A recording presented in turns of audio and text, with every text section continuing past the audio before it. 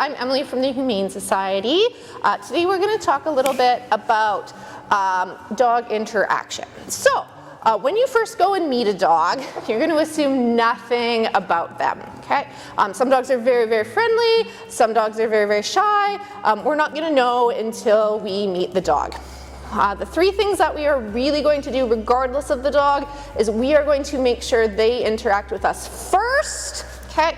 That they get to approach first, that we don't give any eye contact for a while, and that we aren't going to try to touch them until it's on their terms. So whenever I enter a house or go for a meeting, no eye contact on the dog, let the dog approach you, okay?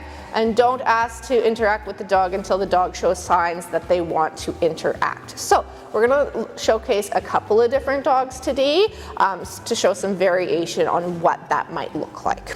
So a lot of the time I want to get on a couch or on a chair or just stand neutrally still if I don't have anything to sit on.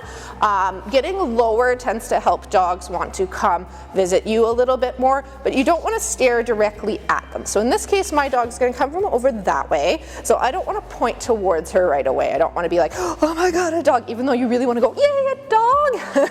You want to stay as neutral as possible, okay? So I'm going to face this way or this way, doesn't necessarily matter, but not towards the dog. I'm going to let her approach me and we'll see if she wants to initiate contact or not. A lot of the time I have a couple cookies in my hands if I'm meeting a new dog so that if they want to interact, that is my hands nice and low. They're not as likely to start jumping up on me. Of course, make sure with their owner that they're not allergic to whatever you have or that they are willing for their dog to be fed. So dog comes in, I'm gonna let her sniff me, do her thing. I might pop her a couple of cookies, that's fine, but I'm gonna stay fairly neutral and keep the focus on the owner of this conversation, and we're gonna make friends in a light type of situation. Now, she's staying with me a lot of the time. I'm gonna throw a cookie away just to see if the dog is willing to come back, okay? If I don't throw one away on occasion, I can build pressure for the dog staying here, or the dog might start to jump up on me, act really excited, etc. So every time I throw away, it's just a chance for the dog to make a choice on whether the dog would like to come back for interaction. Okay, if the dog keeps wanting to come back for interaction, I can start petting. Typically, especially with a new dog, I don't want to go over the head so much. You can think of like, no, you don't get touched up here, that's weird. Okay, you want to think of under the chin, if they come in nice and close to the side, but I try not to do a lot of reaching for them, okay? Especially if the dog is new to you, this might cause them to back up really quickly, not want to associate with you, cause a little bit of fear, or again, if they're very excitable, it might be like, oh my god, they're touching me, jump, jump, jump, jump, jump. So the more neutral I can be, the better. So again, I'll stick my hand out, but I'm not going to force the interaction by being like, hi doggo, hi doggo, hi doggo. Okay. Even though the owner might be like, that's perfectly fine, that's weird for dogs or very exciting for dogs. We want to remain in the land of, we're here, we're going to interact, but it's going to be fairly calm and subdued. Not that I don't like the dog, but the dog is the one that gets to set the tone, okay? If I bring my hand out, it's their choice whether they want to come explore. I don't want to reach in and be annoying about that, okay? So we're going to work with a potentially worried kind of a dog. I'm his owner. He's genetically kind of weird. He has been forever since he's a puppy.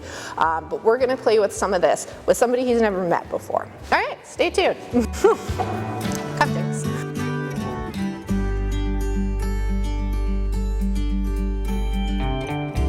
So most of the time if I've got a scaredy cat, all of my cookies are going to be thrown away. So even if the dog comes close, there you go. I'm going to relieve pressure he's like, where's that cookie gone? By throwing stuff away. This gives them the chance to decide if they'd like to come back or not. There you go.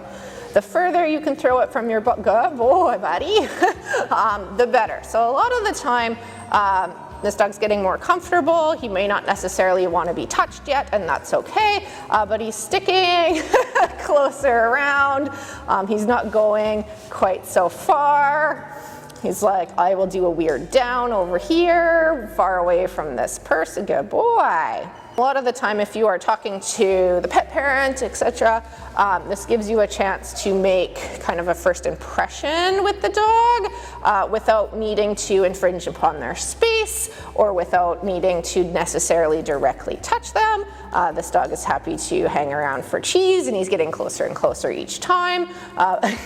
Good buddy. Yeah, but he's probably not quite at the point where he's willing to come grab it from your hand, and that's okay. Okay, the dog doesn't necessarily need to come and directly touch you in order to earn a goodie, good boy, but we're looking for this idea that we can become more and more comfortable around one another without the dog needing to be squished into a corner, without feeling the need, good buddy, in order to be touched, etc. The longer it goes on, the more he might be willing to come take something out of your hand. This is my dog, so he's more apt to touch me than somebody else, and that's okay.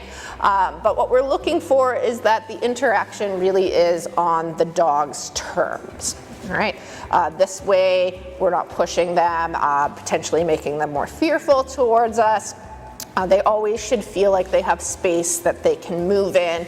If you're in an area where they can't necessarily be off leash, a good long line, so a 20+ foot leash, just to allow you space, but make sure the dog can't escape the area or is abiding by leash laws, can work too.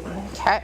So really what we're looking for is that whatever interaction, whether our dog is slightly fearful, whether the dog is too excited, or whether they're just a nice middle of the road type pet, that we let them set the tone for the interaction versus us forcing ourselves on top of them. All right, that's Emily. We'll talk to you soon.